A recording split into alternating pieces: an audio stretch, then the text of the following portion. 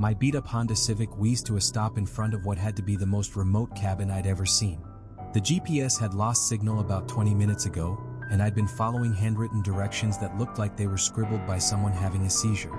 But hey, after 6 months of unemployment and eating ramen for every meal, I wasn't exactly in a position to be picky about work locations.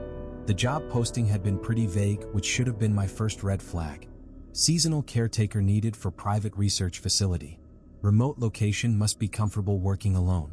Excellent pay for the right candidate. When excellent pay turned out to be 3 times what I'd been making at my last gig, I figured there had to be a catch. Turns out I was right, just not in the way I expected. The cabin sat in this massive clearing carved out of what looked like endless pine forest. Mountains rose up on every side like giant walls, making the whole place feel like the bottom of a bowl. No power lines that I could see, no neighbors, no cell service, just me and whatever animals called this wilderness home.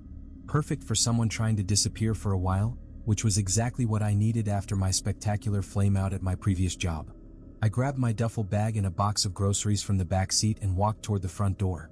The porch looked solid enough, though the whole cabin had that weathered appearance that comes from years of mountain winters. Someone had obviously been maintaining it, but it still felt like the kind of place where you'd expect to find a crazy hermit sharpening axes. That's when I noticed the envelope. It was wedged between the door and the frame like someone had shoved it there in a hurry. My name was written across the front in careful block letters, Marcus Chin. No postmark, no address, just my name in handwriting that looked almost too neat to be real. I worked the envelope loose and tore it open. Inside was a single sheet of paper covered in the same precise writing. The message was short and to the point. Marcus, I don't know you, but I know why you're here. The money's good because this place will try to kill you if you're not careful.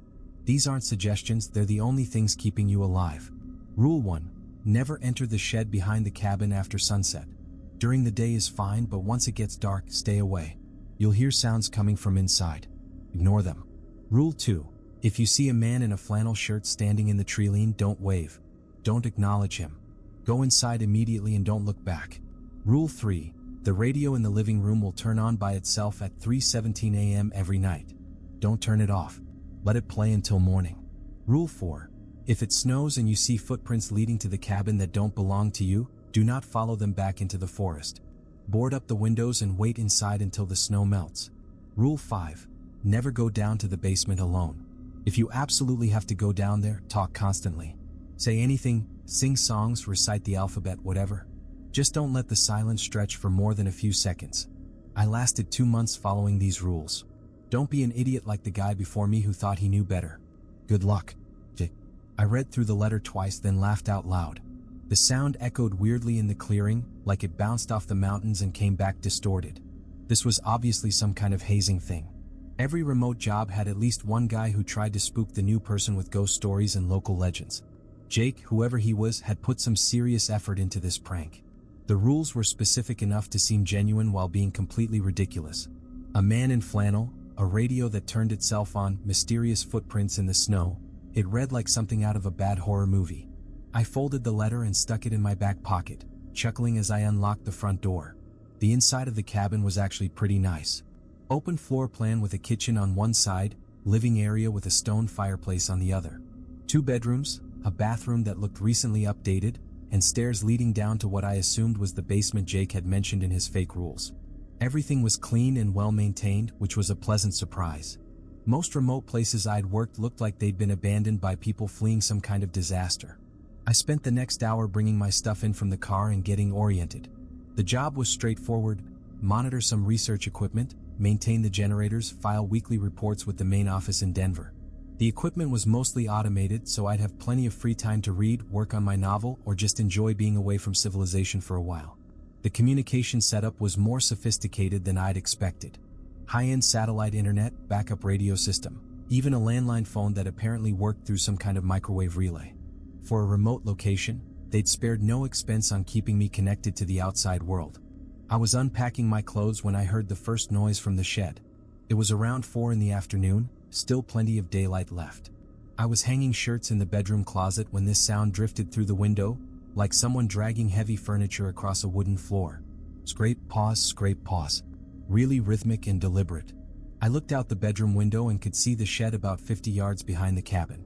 It was bigger than I'd initially thought, maybe 20 by 30 feet, with no windows and a single door facing away from me. The sound was definitely coming from inside. My first thought was that someone was in there, maybe another employee I hadn't been told about. The company had been pretty vague about the details of who else might be working at the site. I walked outside and around to the back of the cabin to get a better look. The shed sat at the edge of the clearing where the forest began. Up close, it looked newer than the cabin, built from pressure-treated lumber that hadn't weathered much. The door was solid wood with a heavy-duty padlock hanging open on the latch. Whoever was inside had unlocked it from the outside. "Hello," I called out. "Anyone in there?" The scraping sound stopped immediately. Complete silence for maybe 10 seconds, then I heard footsteps moving around inside. Not regular walking, but this weird shuffling gait like someone dragging their feet. "Hey, I'm Marcus, the new caretaker," I said, walking closer to the door. "Just wanted to introduce myself." The footsteps continued for another few seconds, then stopped again. I waited for a response, but nothing came. Maybe whoever was in there didn't speak English, or was wearing headphones and couldn't hear me clearly. I reached for the door handle, then stopped. Jake's letter popped into my head: "Never enter the shed behind the cabin after sunset. During the day is fine." It was still daylight, so according to his fake rules I should be okay. But something about the silence from inside was making me hesitant. The rational part of my brain said there was probably just another worker in there who was busy with some project and didn't want to be disturbed.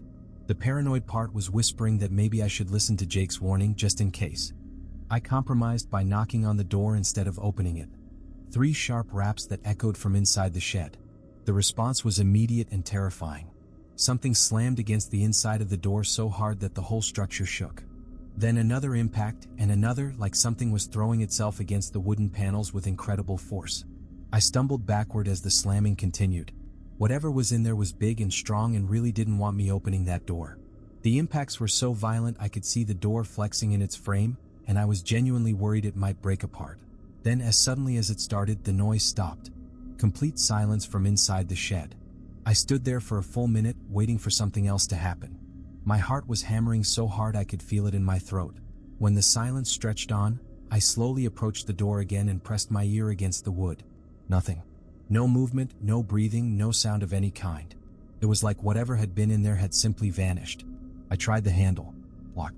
The padlock was now closed and secured, though I was certain it had been hanging open when I first approached.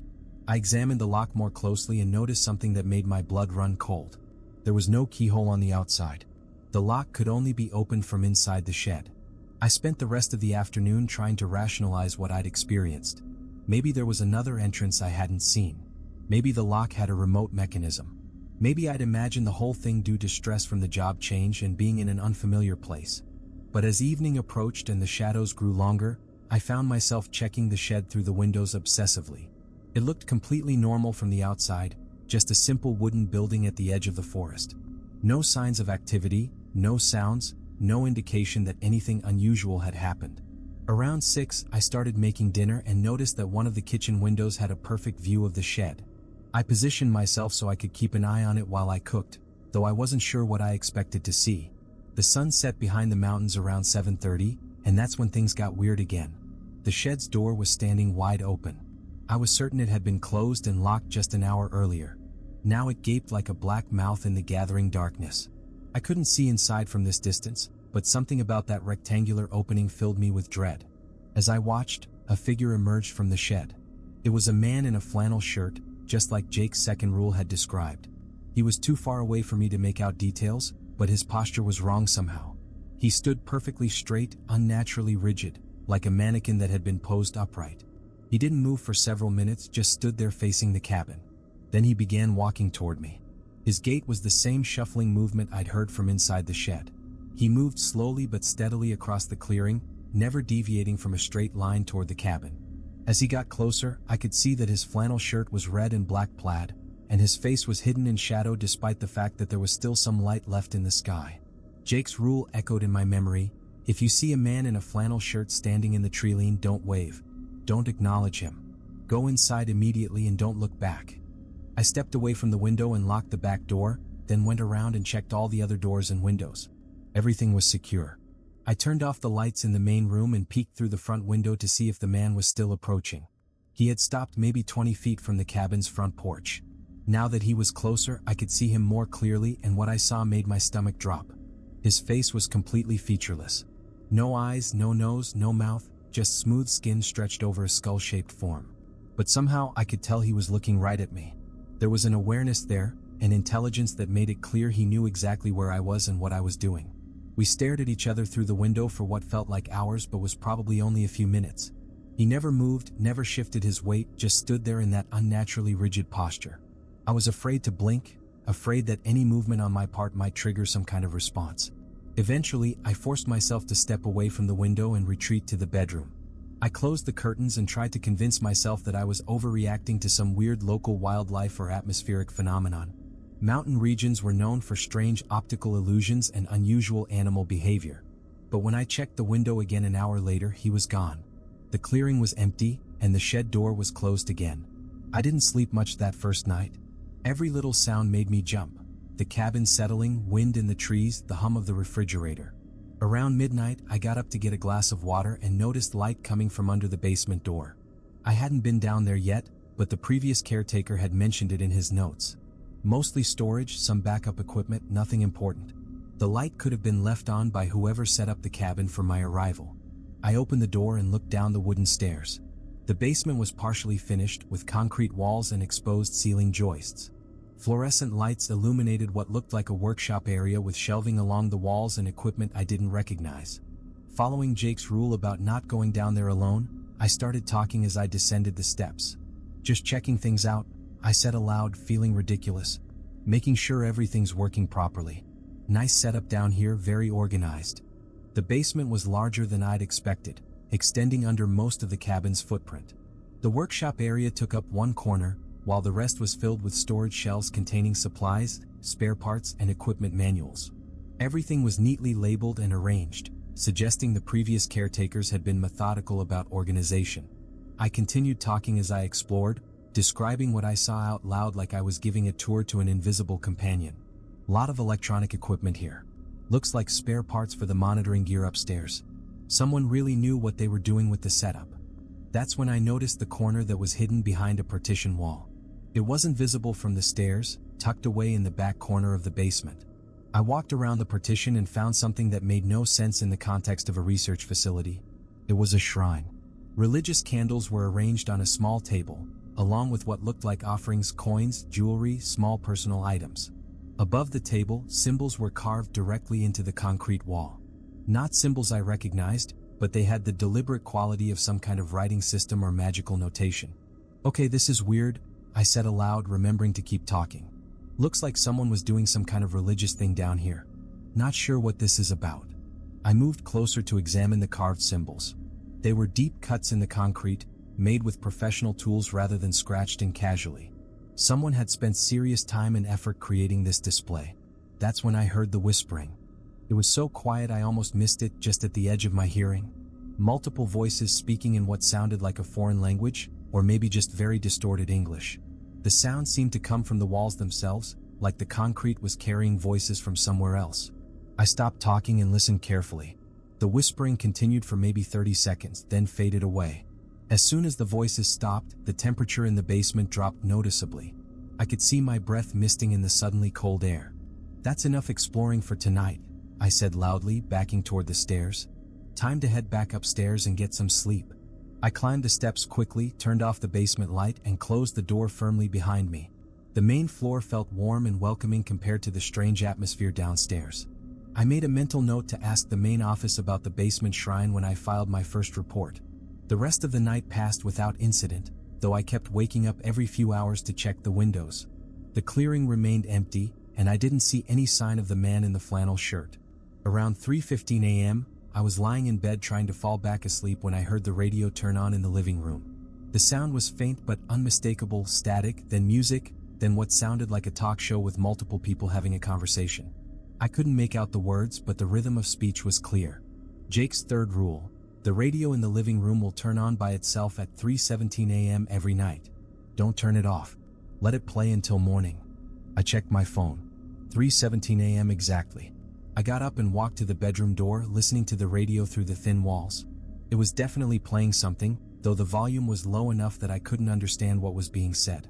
The voices had an odd quality, like they were speaking through water or from a great distance. Every instinct told me to go out there and turn the damn thing off.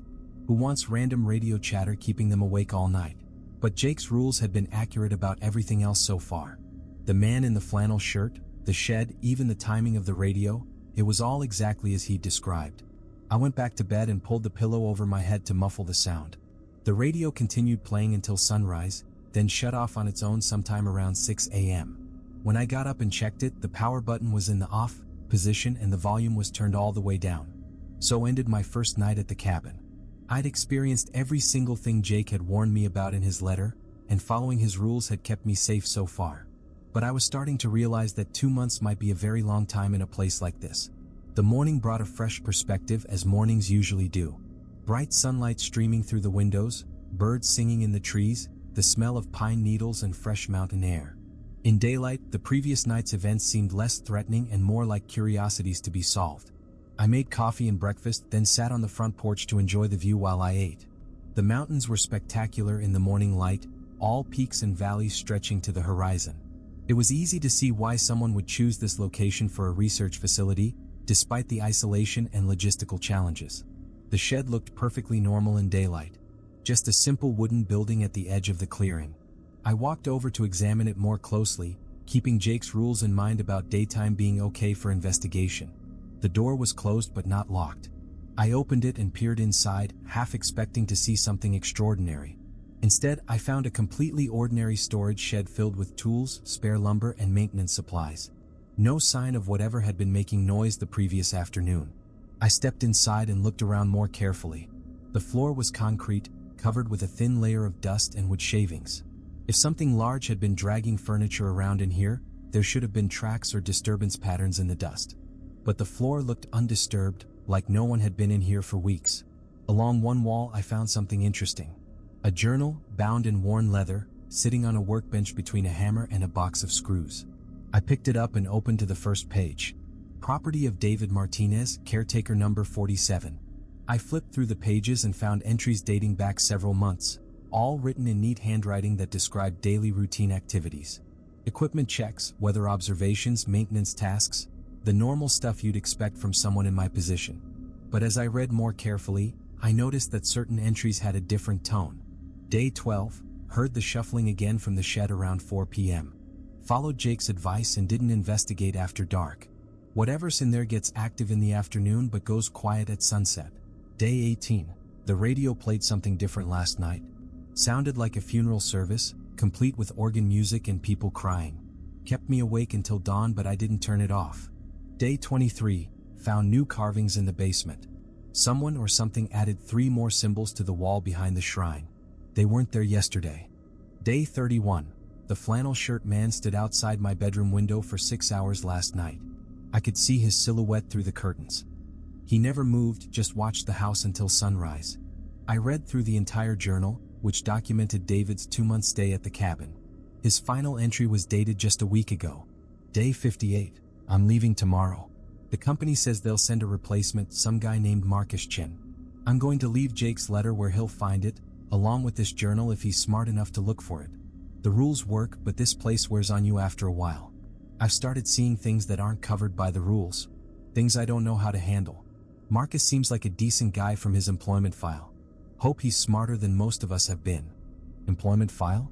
That was weird. How had David seen my employment file? And what things wasn't covered by the rules?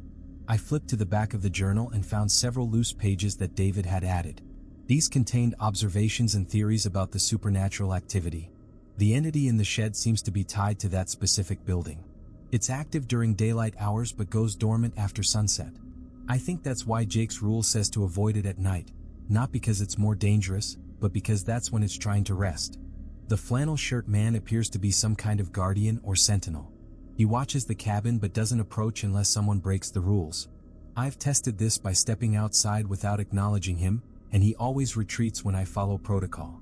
The radio broadcasts seem to come from different time periods. I've heard news reports from the 1950s, music from the 1980s, and talk shows that won't air for another 20 years. I think time works differently here, or the radio is picking up signals from past and future. The basement shrine wasn't built by any of the caretakers. It predates the cabin by decades, maybe centuries. The symbols match petroglyphs found in other parts of Colorado, but they're arranged in patterns that suggest active worship rather than historical documentation. David's research was thorough and disturbing. He'd spent 2 months documenting supernatural phenomena that defied rational explanation, and his conclusions suggested that the cabin was built on some kind of sacred or cursed site. The last loose page contained a hand-drawn map of the property with additional warnings. Do not explore the cave system behind the ridge. I found the entrance during my 3rd week but didn't go inside. Strange sounds come from the tunnels at night, and I've seen lights moving around down there. The old foundation near the creek is from a previous structure that burned down in 1987.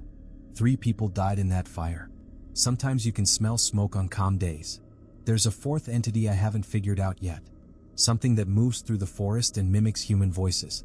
I've heard it calling my name from different directions, but it never shows itself. I closed the journal and looked around the shed again.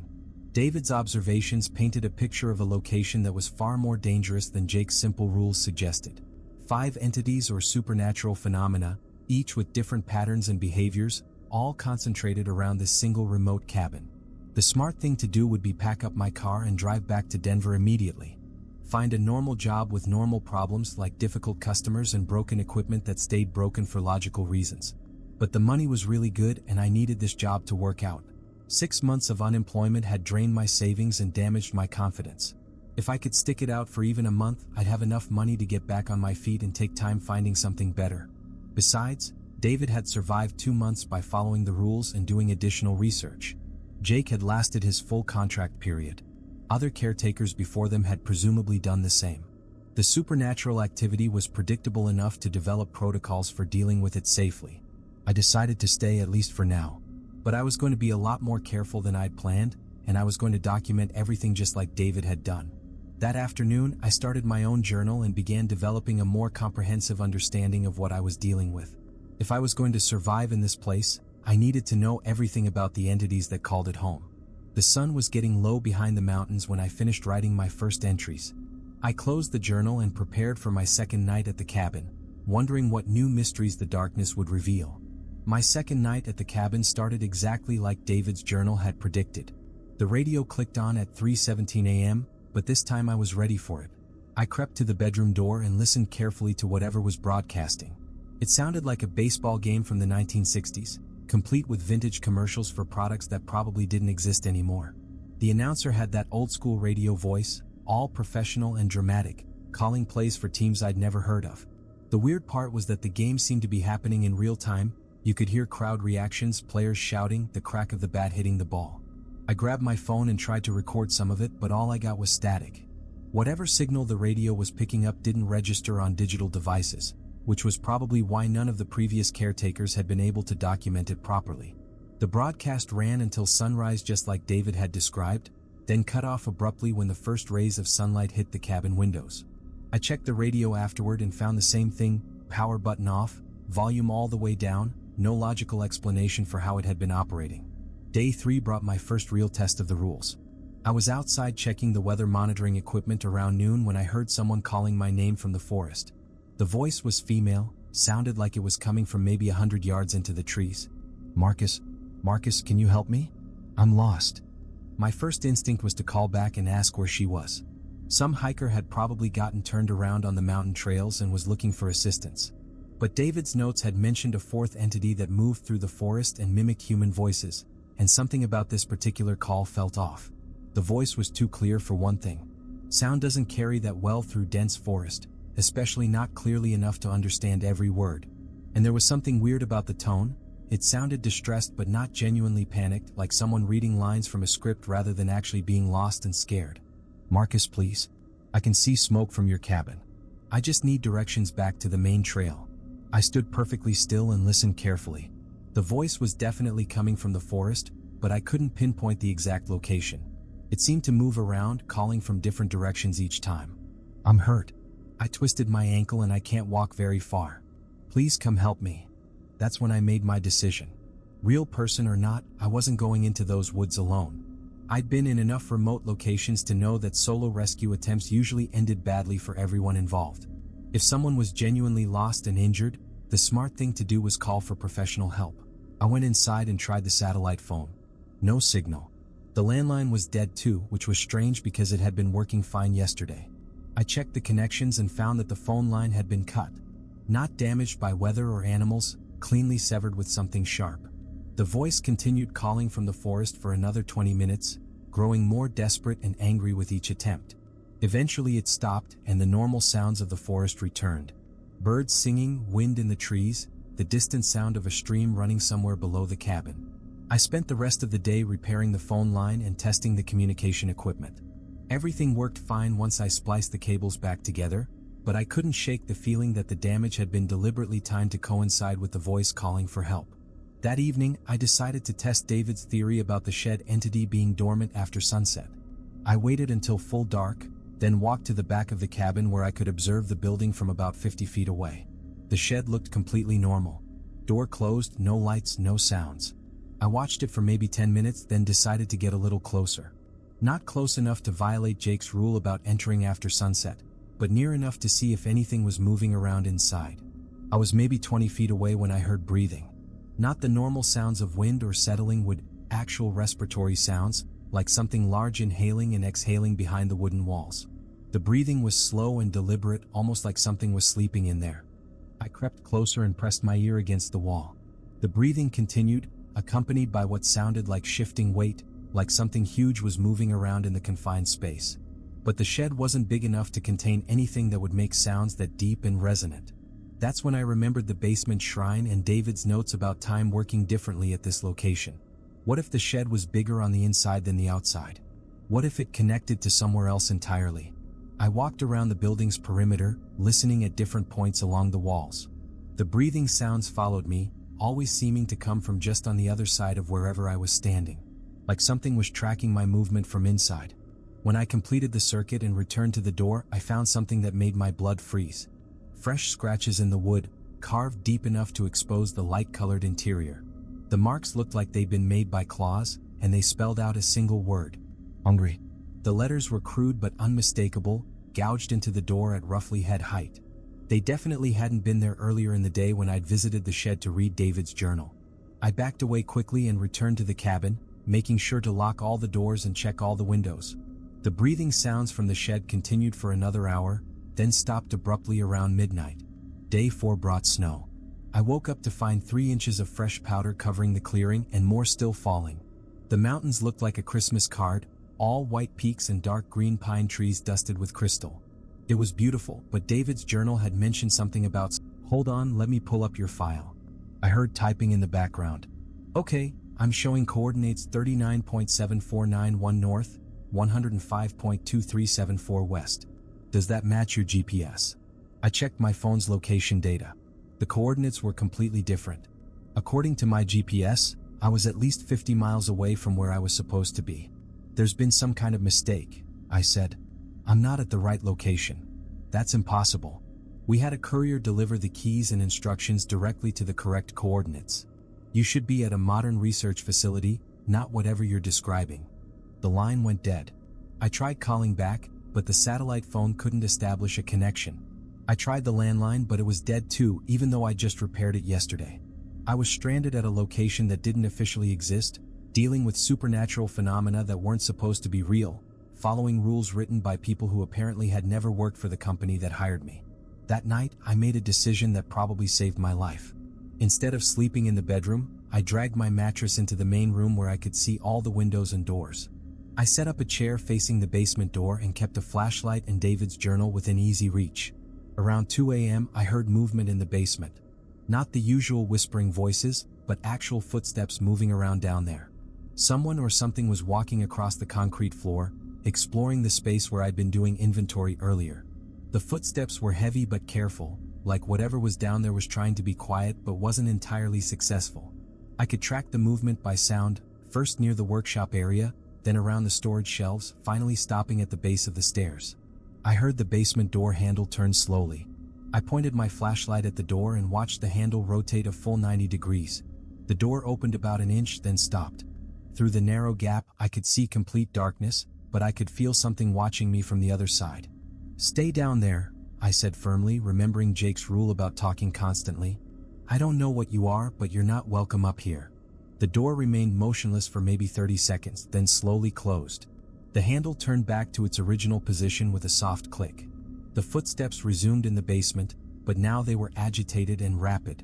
Whatever was down there was pacing back and forth, occasionally slamming into the walls hard enough to shake the entire cabin. The tantrum continued for about an hour, then gradually subsided. When morning came, I went down to check the basement and found chaos. The storage shelves had been overturned, spare parts were scattered across the floor, and new symbols had been carved into every available wall surface. The shrine area looked like it had been the center of some kind of ritual, with the candles arranged in complex geometric patterns. But the most disturbing discovery was a message carved into the concrete floor in front of the stairs. "You don't belong here." The letters were 6 inches tall and carved deep enough that they'd probably taken hours to complete. Whatever had been in the basement had spent most of the night creating that message specifically for me to find. I cleaned up the mess as best I could, but I didn't disturb the shrine or try to erase the carved message. Something told me that interfering with the supernatural elements might make things worse.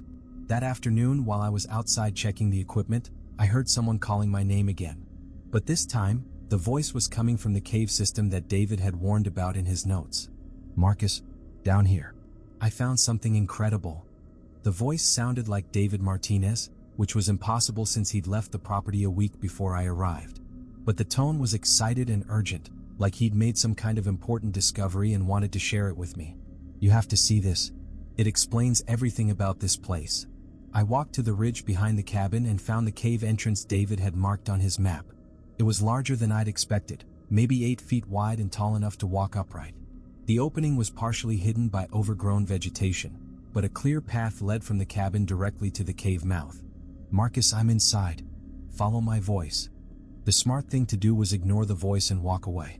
David's notes had been clear about not exploring the cave system, and everything else he'd written had been accurate. But the voice was so convincing, so genuinely excited, that part of me wondered if the real David had returned and found something important. I approached the cave entrance and peered inside. The tunnel extended back into the mountain farther than my flashlight beam could reach. The walls were natural rock, but I could see carved symbols similar to the ones in the basement shrine. "I'm right here. Just follow the main tunnel." The voice echoed from somewhere deep inside the cave system. It definitely sounded like David, complete with the slight accent I remembered from his journal entries. But something about the acoustics was wrong. The voice was too clear, too focused, like it was being projected directly at me rather than echoing naturally through stone corridors. I made my decision and backed away from the cave entrance. Whatever was calling to me from inside that mountain, it wasn't the real David Martinez. It was another entity, probably the one David had mentioned but never figured out, using his voice to try to lure me underground. The voice continued calling for another few minutes, then faded away. As I walked back to the cabin, I could swear I heard other sounds coming from the cave, machinery running, people talking, even what sounded like music playing. But when I stopped to listen more carefully, everything went silent. That evening, I sat on the front porch with David's journal and tried to make sense of everything I'd experienced. 5 days into my stay, and I'd encountered every supernatural phenomenon that had been documented, plus a few new ones that seemed to be escalating in intensity. The entities were getting bolder, more creative in their attempts to interact with me. The basement creature had left direct messages. The cave entity was using David's voice specifically. Even the shed entity had carved words into the door. It was like they were studying me, learning my patterns and preferences, developing new strategies for getting my attention. And that was a terrifying thought because it suggested they were intelligent enough to adapt and plan. I decided that night to start making preparations for a quick escape if things got worse. I packed a go bag with essential supplies and left it by the front door. I filled the car with gas and checked the route back to the main highway. And I wrote detailed notes about everything I'd experienced, just in case someone found them after I disappeared. Because I was starting to realize that the rules might not be enough to keep me safe indefinitely. They worked for managing individual encounters, but they didn't address the bigger problem of entities that were actively trying to find ways around the restrictions. David had lasted 2 months, but his final journal entries suggested he was seeing things that weren't covered by the original rules. Jake had supposedly survived his full contract, but I was beginning to wonder if that was actually true.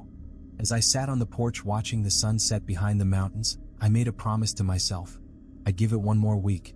If things continued escalating, if the entities found ways to get around Jake's rules, then I was gone. No job was worth losing my sanity or my life. But deep down, I had a feeling that the entities weren't going to wait a week to make their next move. Something was building toward a confrontation, and I was running out of time to figure out how to survive it. The shed was breathing again, louder than before. The basement was probably rearranging itself into new configurations. And somewhere in the cave system, something was practicing its imitation of my voice, getting ready for the next attempt to lure me underground. 1 week, I told myself. Just 7 more days. I had no idea how wrong I was about having that much time left. Day 6 started with me finding my car completely destroyed. I woke up around sunrise and looked out the bedroom window to check on my Honda, which I'd been keeping fueled and ready for a quick escape. What I saw made my heart stop. The entire vehicle had been twisted into a pretzel-like shape, as if something with incredible strength had grabbed both ends and wrung it out like a wet towel. All 4 tires were shredded. The windows were spider-webbed but still held in their frames. The engine block was visible through a hole that had been punched clean through the hood. And written across the windshield in what looked like motor oil were the words, "Going somewhere?" I threw on clothes and ran outside to get a closer look. The damage was even worse up close. The metal had been twisted so severely that I couldn't even tell what color the car had originally been. Parts of the frame were embedded in the ground like someone had used the vehicle as a hammer against the earth. But here's the really messed up part: there were no tracks around the car. No footprints, no tire marks, no evidence of machinery that could have done this kind of damage. It was like the car had been destroyed by forces that didn't leave physical traces.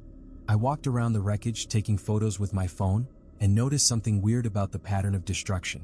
The car had been twisted in a specific way, almost like it was forming symbols or letters. When I climbed up on a fallen log to get a better angle, I could see that the wreckage spelled out a word when viewed from above. Stay. They destroyed my escape route and turned it into a message. Whatever these entities were, they didn't want me leaving anytime soon. I went back inside and tried every communication method I could think of. Satellite phone, no signal. Landline, dead again, and this time the entire phone line had been pulled out of the ground. Radio equipment, picking up nothing but static on every frequency. I was completely cut off from the outside world, trapped at a location that didn't officially exist, with supernatural entities that were getting more aggressive by the day. That's when I decided to read through all of David's notes again, looking for anything I might have missed. There had to be some clue about how to handle escalating supernatural activity, or at least how to survive until someone came looking for me. I found something interesting in David's loose pages. A timeline of previous caretakers based on personal items he'd found around the property. 1987 Robert Chin disappeared after 18 days. Found his wallet in the basement shrine area. 1992 Sarah Kim lasted 3 weeks. Her driver's license was carved into one of the cave walls. 1998 Michael Torres made it 2 months. His watch was incorporated into the shed entity's nest. 2003 Jennifer Walsh survived 6 weeks. Her keys were melted into the basement floor symbols. 2009 David Park lasted only 11 days. His phone was found disassembled and arranged in ritualistic patterns. The list went on for pages, documenting at least 20 previous caretakers over the past 4 decades. None of them had worked for my company. None of them had been at official Forest Service locations. They'd all been lured here through fake job postings just like I had been. But here's what was really disturbing: the survival times were getting shorter. Earlier caretakers had lasted months, but recent ones were disappearing within weeks or even days.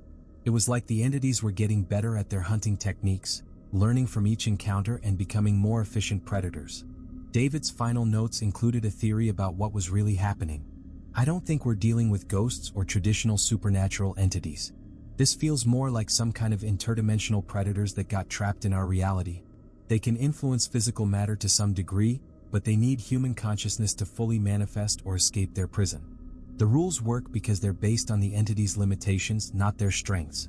Jake figured out their behavioral patterns and created a survival guide, but the entities are adapting faster than the rules can be updated. Each caretaker who disappears gives them more knowledge about human psychology and behavior. They're learning how to be more convincing, more manipulative, more effective at breaking down our mental defenses. That afternoon, I decided to test David's theory by deliberately triggering some of the supernatural activity while staying within the safety parameters of the rules. I went to the shed around 2 p.m. and knocked on the door, then stepped back to the safe distance Jake had implied in his warnings. The response was immediate, heavy scratching sounds from inside, followed by what sounded like furniture being thrown around. But this time I heard something new. A voice from inside the shed, muffled but clearly human. "Help me. Please, someone help me. I'm trapped in here." The voice was desperate, genuinely terrified.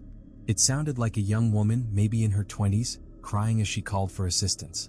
Every instinct I had screamed at me to break down the door and rescue whoever was inside. "I can't get out. The door is locked from the outside. Please, I've been trapped for days." I forced myself to remember David's research. This wasn't a real person. It was one of the entities using psychological manipulation to get me to violate the rules. But damn, it was convincing. The crying sounded absolutely genuine, and the desperation in her voice was heartbreaking. "My name is Sarah Kim. I was the caretaker here in 1992. I never left. I've been trapped in this shed for 30 years. That made me freeze." Sarah Kim was one of the names from David's list of disappeared caretakers. Either this entity had access to information about previous victims, or... No, I wasn't going to let myself think that way. The rules had kept everyone safe who followed them exactly. This was just a more sophisticated form of manipulation. I walked back to the cabin, but the crying and pleading continued for another hour. The voice gave specific details about her life, her family, her reasons for taking the caretaker job. It was either the most detailed deception I'd ever encountered, or there really was someone trapped in that shed. That evening, I decided to explore the basement more thoroughly. If the entities were escalating their tactics, I needed to understand what I was dealing with before they found a way around the rules completely. I grabbed my flashlight and David's journal, made sure I had a clear escape route, and headed downstairs while talking constantly. Just doing some investigation down here. Following proper safety protocols. Maintaining constant verbal communication as recommended. The basement had been rearranged again since my last visit. The storage shelves were now positioned to form a maze-like pattern, with narrow corridors leading between them.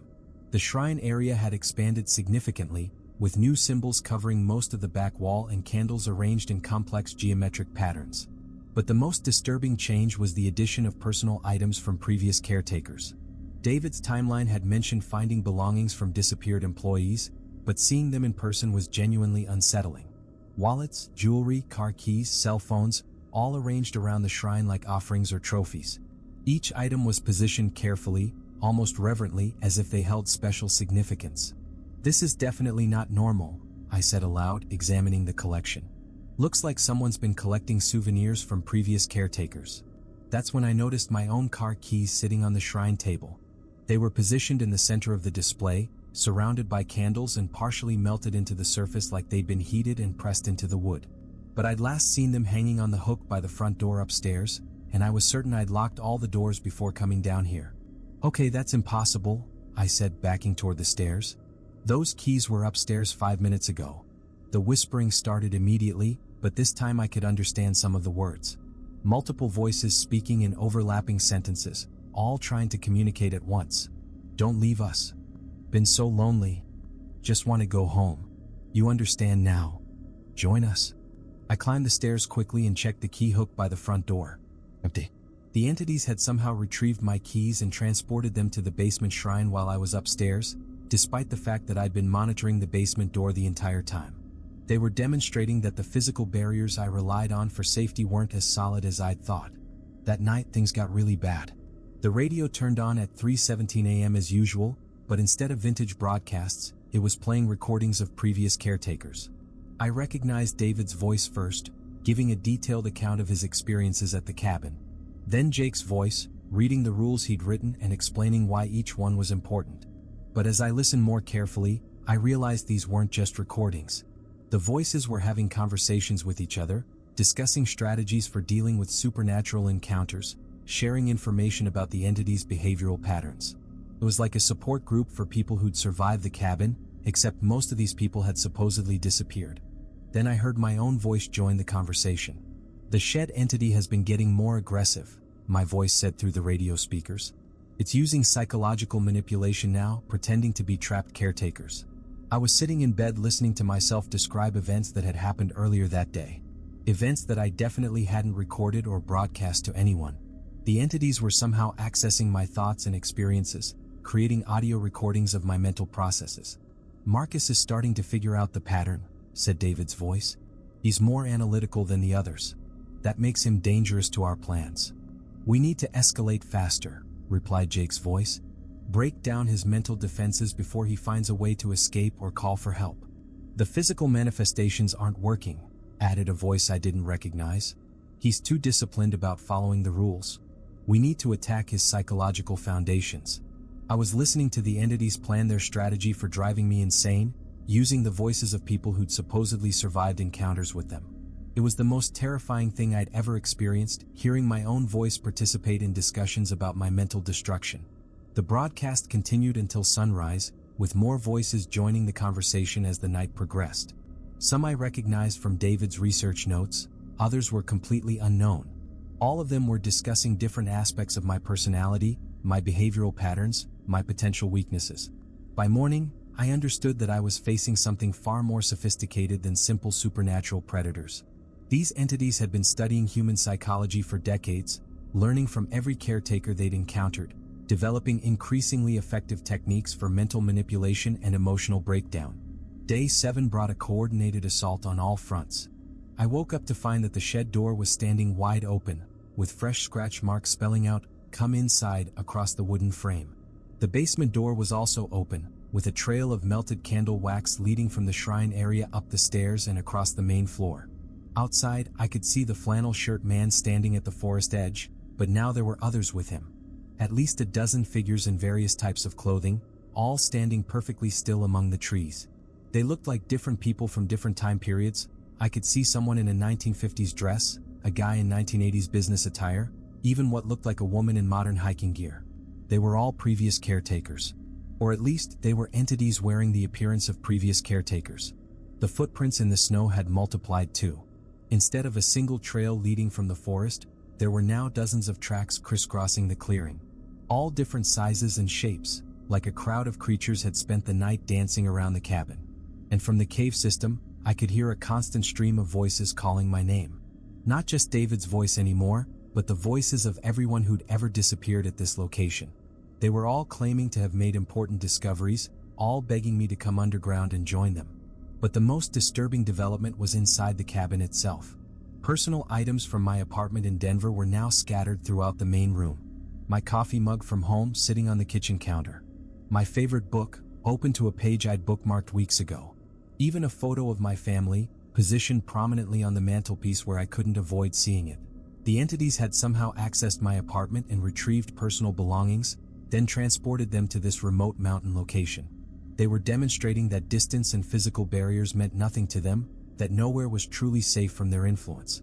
I checked my phone and found dozens of text messages that I'd supposedly sent to friends and family members. Messages explaining that I was having a great time at my new job, that I'd decided to extend my contract, that they shouldn't worry if they didn't hear from me for a while. I hadn't sent any of those messages. The entities were manipulating my digital communications, creating a cover story that would prevent anyone from looking for me when I inevitably disappeared. That afternoon, I made a discovery that changed everything. I was in the basement, examining the expanded collection of personal items, when I found something that shouldn't have been possible. My own wallet was sitting on the shrine table, positioned next to my car keys. I immediately checked my back pocket. My wallet was still there, exactly where it should be. I pulled out both wallets and compared them side by side. They were identical in every detail, same leather, same wear patterns, same contents right down to the exact bills and coins. But one of them had clearly been subjected to some kind of supernatural process. The leather was slightly translucent, the money looked faded, and the credit cards had a strange oily texture. It was like the entities had created a duplicate of my wallet using some kind of interdimensional copying process. But why would they need copies of my personal belongings? I found the answer in David's final research notes, hidden in the back pages of his journal. I think I understand what they're doing now. The entities aren't just trying to capture or kill the caretakers. They're trying to replace us. Each person who disappears provides them with a template for creating a human duplicate. The personal items aren't trophies, they're components in some kind of replication process. They use our belongings to create copies of us that can exist in the normal world, while our actual consciousness gets trapped in their dimension. That's why the job postings keep appearing. That's why the Forest Service never investigates the disappearances properly. The entities are sending our duplicates back into society to maintain the cover story and recruit new victims. I looked at the duplicate wallet again, understanding finally dawning. They weren't planning to kill me.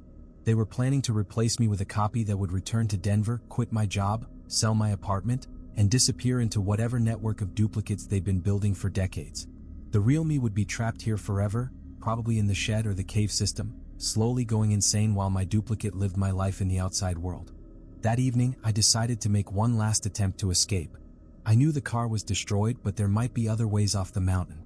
David's map showed a service road that connected to the main highway about 5 miles through the forest. If I could reach that road, I might be able to flag down a passing vehicle or at least get far enough away to regain cell phone coverage. I packed everything I could carry in a hiking backpack: food, water, first aid supplies, David's journal, and my phone. I waited until full dark, hoping the entities would be less active or at least more predictable in their nighttime behavior patterns. I slipped out the back door and headed for the forest, using my phone's flashlight to navigate. The snow was deeper in the woods, but I could follow what looked like old hiking trails marked with reflective tags. I'd gone maybe half a mile when I heard them following me. Not footsteps exactly, but the sound of something large moving through the trees parallel to my route. Whatever was tracking me was staying just outside the range of my flashlight, pacing me as I hiked through the forest.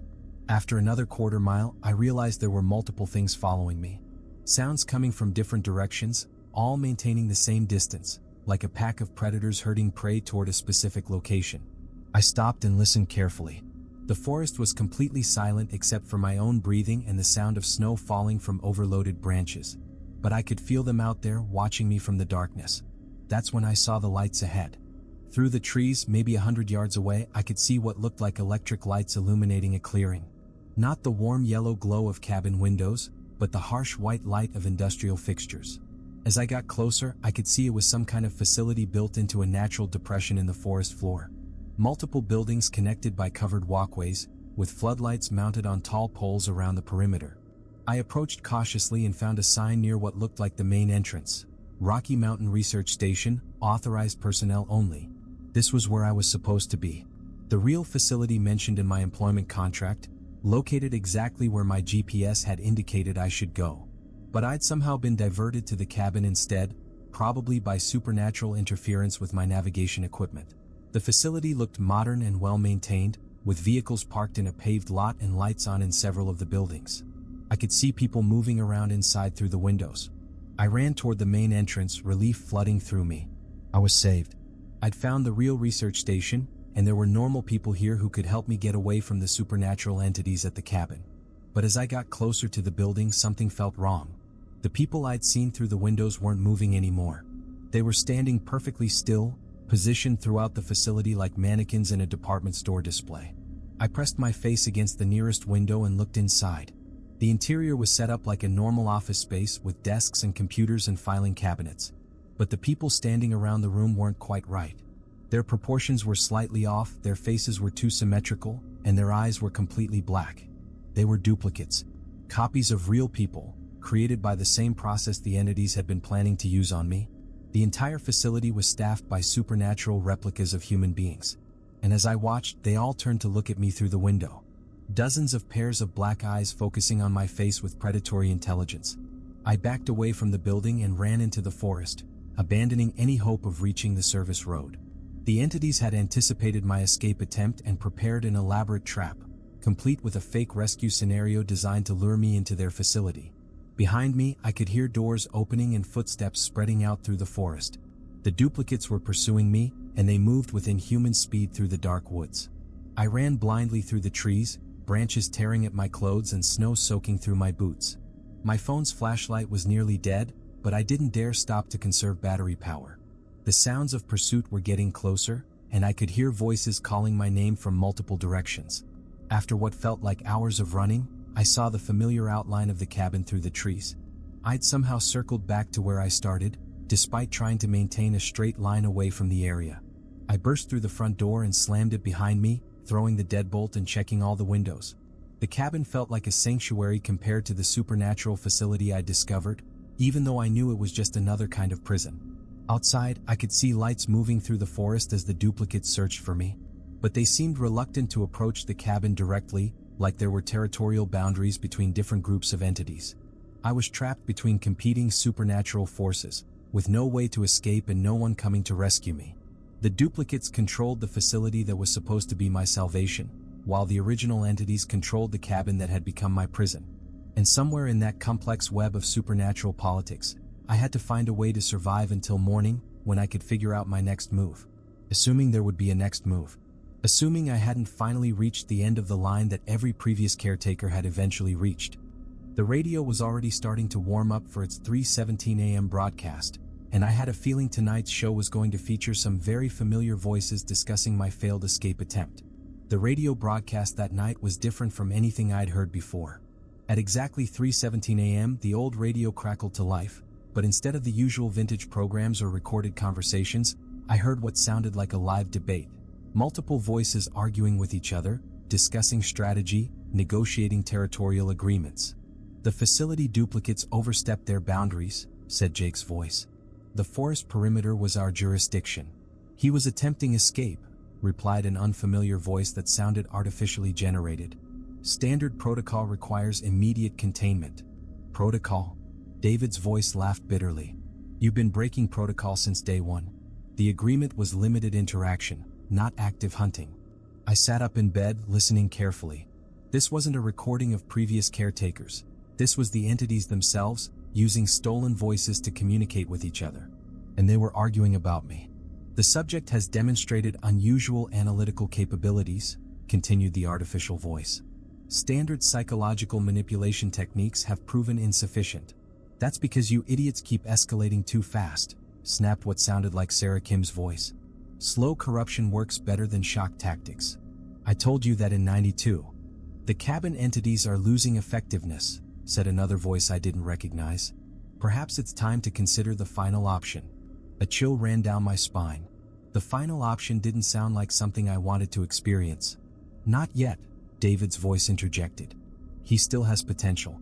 Look at how long he's survived compared to recent subjects. We can use that." "Use it how?" asked Jake's voice. "Recruitment. Instead of replacing him, we convert him. Turn him into a willing collaborator." The conversation continued for another hour, with different voices debating the pros and cons of various approaches to handling my situation. What became clear was that there were at least 3 distinct groups of entities operating in the area. The original cabin-based entities, the facility duplicates, and something else they referred to as the Underground Collective. They'd been competing with each other for decades, using caretakers as pawns in some kind of supernatural turf war. Each group had different methods and objectives, but they all needed human consciousness to achieve their goals. By morning, I developed a plan that was either brilliant or suicidal. Probably both. I spent day 8 preparing for what I knew would be my final gambit.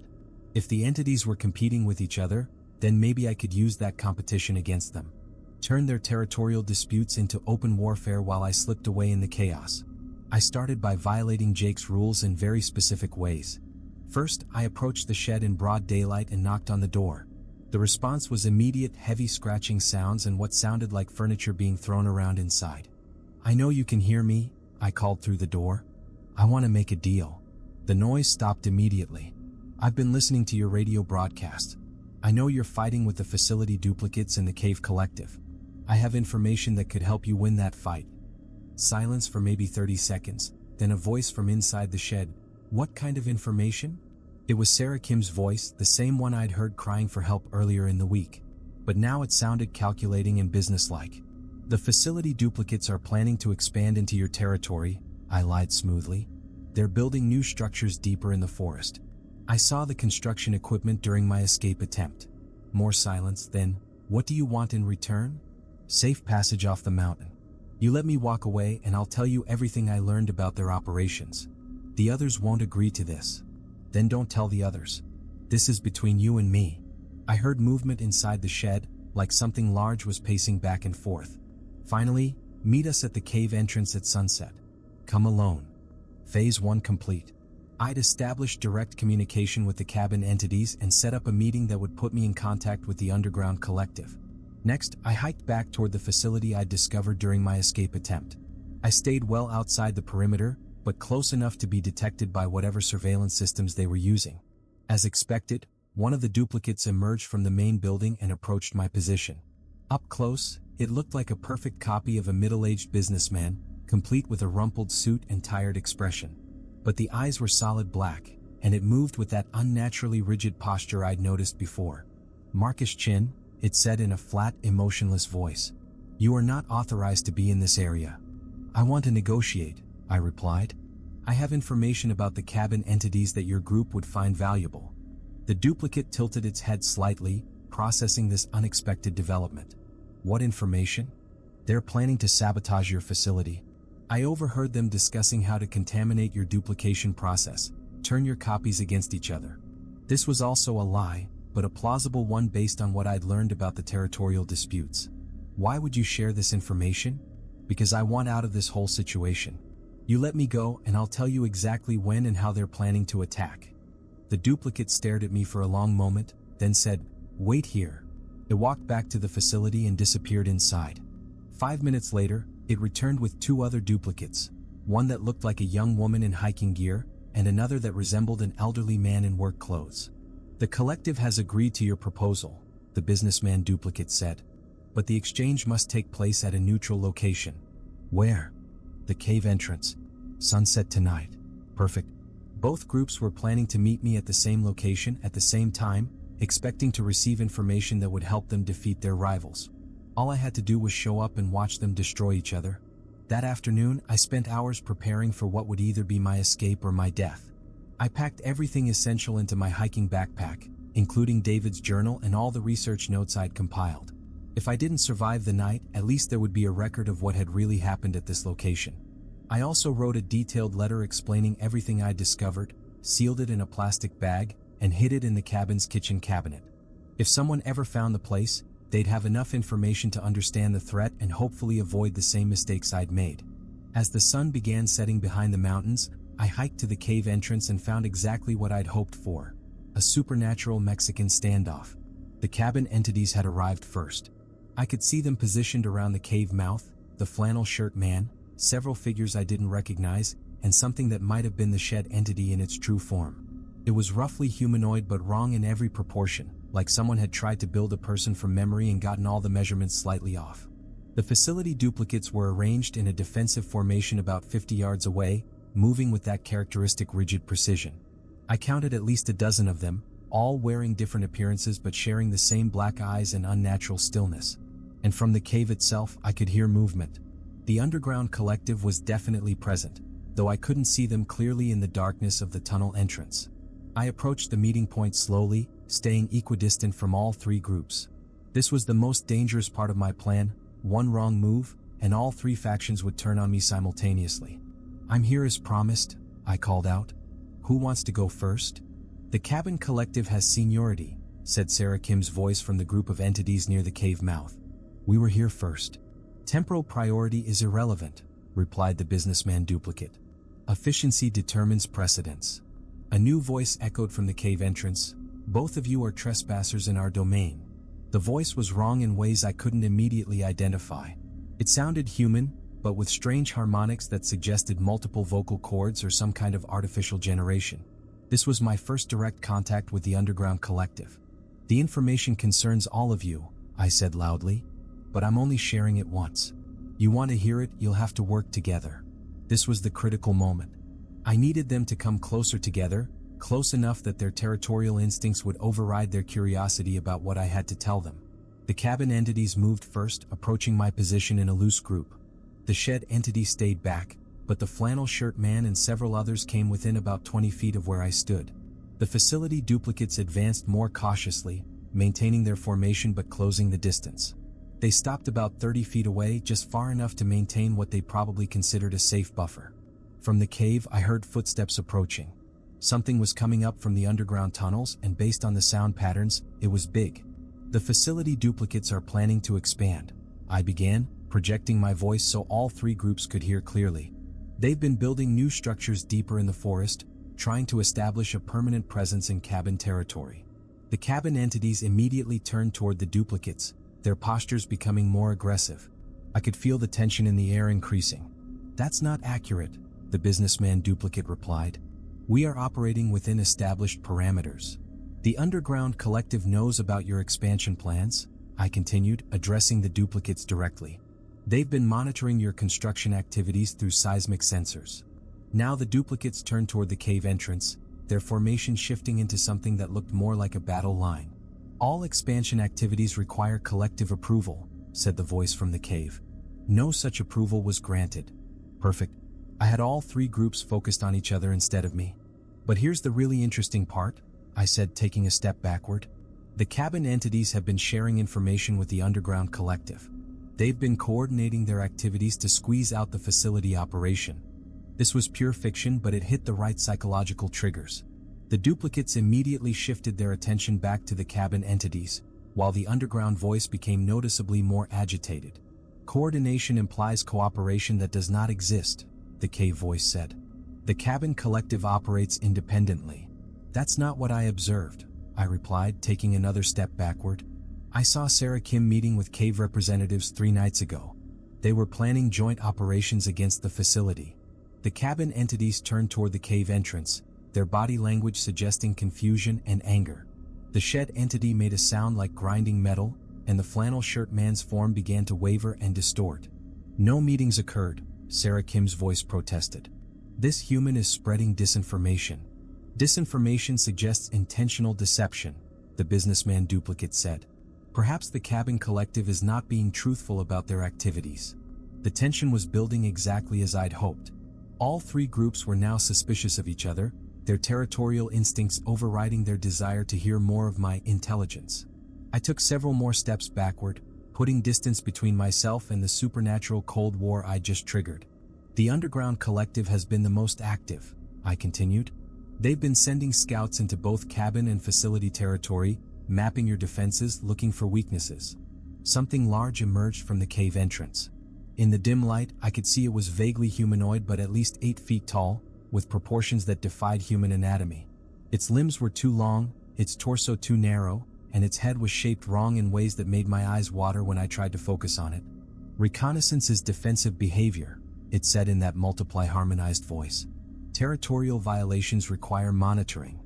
Monitoring without notification constitutes hostile activity, the businessman duplicate replied, and I could see other facility duplicates spreading out to flank the cave entity. The cabin entities were also repositioning, creating a triangular formation with the other two groups. The supernatural politics I'd been observing all week were finally breaking down into open conflict. This was my chance. I turned and ran into the forest, abandoning the meeting as the three factions began their confrontation. Behind me, I could hear the beginning of what sounded like a supernatural war in human roars, the crack of breaking trees, sounds that didn't correspond to anything in my experience. I followed the route I'd memorized from David's map, heading for the service road that connected to the main highway. The sounds of battle faded behind me as I put distance between myself and the cave area, but I could see strange lights flashing through the trees like some kind of otherworldly artillery. After about an hour of hiking through the dark forest, I reached the service road. It was just a dirt track, but it was clearly maintained and showed recent tire marks from official vehicles. I followed the road for another 2 hours, using my phone's flashlight sparingly to conserve battery power. Around midnight, I finally saw headlights approaching from the direction of the main highway. I flagged down the vehicle, a Forest Service truck driven by a ranger who looked genuinely surprised to find someone hiking alone on a remote mountain road in the middle of the night. "Are you Marcus Chin?" he asked after I explained my situation in the most rational terms possible. "Yeah, that's me. How did you know? We've been looking for you for 3 days. Your employer reported that you never arrived at the research facility. We found your car about 5 miles from here, completely destroyed. What the hell happened up there?" I gave him a carefully edited version of events: equipment malfunction, got lost in the forest, had to abandon the vehicle after an accident. Nothing about supernatural entities or interdimensional predators or territorial wars between competing groups of non-human intelligences. He drove me to the ranger station, where I spent the rest of the night giving statements and filling out incident reports. The official story was that I'd been hired for a legitimate research position, gotten lost due to GPS malfunction, and ended up stranded when my car was damaged by falling trees during a windstorm. Nobody questioned why it had taken me so long to reach the service road, or why my car had been twisted into impossible shapes, or why there were no signs of the windstorm that had supposedly caused the damage. The next morning, a different ranger drove me to the real research facility, a modern, well-maintained complex that looked nothing like the duplicate staff facility I discovered in the forest. The staff there confirmed that they'd been expecting me for days and had started search operations when I failed to arrive. I worked at the legitimate facility for exactly 2 weeks, just long enough to collect a paycheck and establish that I was a normal, rational person who'd experienced an unfortunate but explainable accident. Then I quit, citing personal reasons, and drove back to Denver. That was 6 months ago. I never found out what happened to the entities after I left. The Forest Service conducted a search of the area where I'd been stranded, but they reported finding only the destroyed cabin. They said it had burned down in a wildfire, and no signs of the supernatural activity I'd experienced. But I've been doing research since then, and I've found some disturbing patterns. Job postings for remote caretaker positions appear regularly on employment websites, always offering excellent pay for the right candidate, always emphasizing isolation and independence. The locations are always slightly off from legitimate facilities, just enough to divert desperate job seekers to the wrong coordinates. I've tried contacting some of the people who've taken these positions, but their phone numbers are always disconnected after a few weeks. Their social media accounts show them posting happy updates about their new jobs, then gradually trail off into nothing. And sometimes I get messages from people who claim to be former caretakers, warning me about what's really happening at these remote locations. The messages always come from anonymous accounts and contain information that matches my own experiences too closely to be coincidental. I think the entities survived my escape. I think they've expanded their operations, maybe even learned from the territorial conflicts I triggered. They're still out there, still recruiting new victims through fake job postings, still building their collection of human duplicates. But here's the thing that really keeps me awake at night. Last week, I got a job offer from a company I'd never heard of. Remote equipment monitoring position in the Montana wilderness. Excellent pay, immediate start, must be comfortable working alone. The salary was exactly 3 times my current income. The coordinates they provided were for a location that doesn't exist on any official maps. And attached to the email was a familiar-looking document titled, Rules for Staying Alive. I deleted the email immediately, but it keeps reappearing in my inbox every few days. The entities haven't forgotten about me. They want me back, and they're patient enough to keep trying different approaches until one of them works. So if you're reading this and you're currently unemployed and you see a job posting for a remote caretaker position that offers unusually good pay, don't take it. Don't even respond to the listing. Because once you're on their radar, they never stop hunting. And the rules that kept me alive for 8 days might not work forever. The entities are learning, adapting, evolving their techniques with each new victim they encounter. I was lucky. I figured out their weaknesses and turned them against each other before they could complete whatever process they used to create human duplicates. But luck runs out eventually. And I have a terrible feeling that mine is about to. The email appeared in my inbox again this morning. Same job offer, same coordinates, same rules attachment. But this time there was an additional document attached. A photo of my apartment building taken from the street outside. They know where I live now. And I don't think Jake's rules are going to be enough to protect me this time. If anyone finds this story, if anyone reads these words after I disappear, remember what I learned in those mountains. Some jobs aren't worth taking no matter how desperate you are. Some places should be left alone no matter how much they pay you to stay there. And some rules exist for reasons that go deeper than you can imagine. Follow them exactly. Your life depends on it, just like mine did, just like mine still does. Because I don't think this is over yet. I don't think it's ever really over. They're still out there, still hunting, still learning. And next time they'll be ready for someone like me. The end. Author's note. This account was found on Marcus Chen's laptop after he disappeared from his Denver apartment in March 2024. His neighbors reported seeing him leave with a packed suitcase, saying he'd received an excellent job offer in Montana. He has not been seen since. The coordinates mentioned in his story have been investigated by multiple agencies. No structures or supernatural activity have been confirmed at any of the locations he described. Similar stories continue to appear on internet forums and social media platforms, always describing remote caretaker positions and supernatural encounters in wilderness locations. The pattern remains consistent across all accounts. Employment websites regularly feature listings for remote caretaker positions offering unusually high compensation.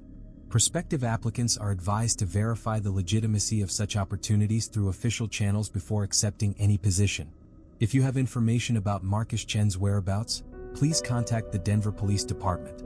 If you have experience with similar supernatural encounters at remote work locations, please document your experiences and share them widely.